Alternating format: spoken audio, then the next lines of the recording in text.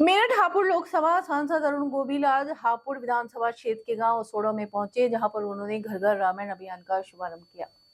उन्होंने ग्रामीणों को रामायण वितरित करते हुए सभी को दैनिक रूप से रामायण का पाठ करने और अपने दैनिक जीवन में राम के आदर्शों को उतारने का संकल्प भी दिलाया।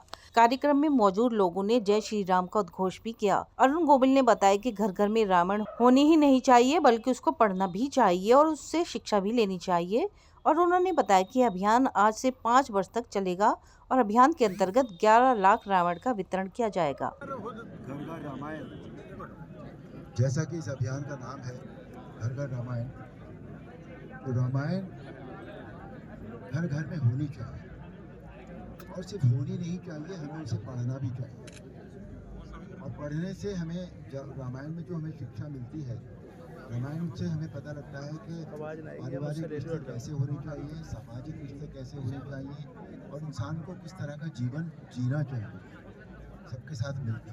तो रामायण हमें ये सिखाती है और आज हमें लगता है कि मुझे लगता है कि हमें इस बात की बहुत ज़रूरत है कि परिवार एक तरह से सोचे, एक तरह से मिलकर रहें। ये ज़रूरी नहीं होता कि पूरा परिवार एक ही छत के नीचे रहे या एक घर में रहे, लेकिन उनकी सोच जो है वो आपस में मिली जुली होनी चाहिए, वो एक होनी चाहिए। तो वो बहुत ज़रूरी है आज समाज के विघटन को भी रोकने के लिए। जो समाज में तरह तरह के वर्ग बन गए हैं, अब रामायण में हमें पता लगता है कि भगवान राम के जो रिश्ते थे वो निषाद राज के साथ कैसे थे, उनके संबंध शबरी के झूठे बेर उन्होंने किस तरह से खाए प्यार से, और वानरों के साथ उनका क्या व्यवहार था, उनकी सेना में रीछ भी थे, उनके साथ क्या व्यवहार था, सबके साथ जो व्यवहार श्री राम जी का था वो हमारे लिए एक प्रेरणात्मक जो है जीवन जीने की कला है। तो रामायण जो है वो केवल हम ये नहीं कह सकते कि वो धार्मिक ग्रंथ है, बल्कि सामाजिक जीवन जीने की कला है, सामाजिक हमारे जीवन का आधार है।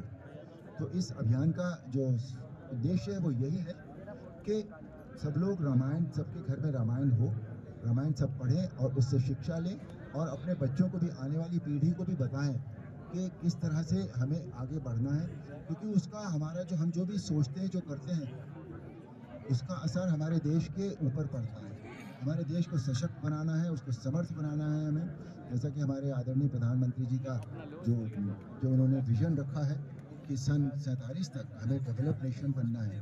वो तभी हो पाएगा जब हम इन बातों से ऊपर निकल आएंगे और समाज के लिए, अपने परिवार के लिए, अपने देश के लिए जब हम काम करेंगे ईमानदारी से, तभी ये हो पाएगा। तो यही इसका उद्देश्य है।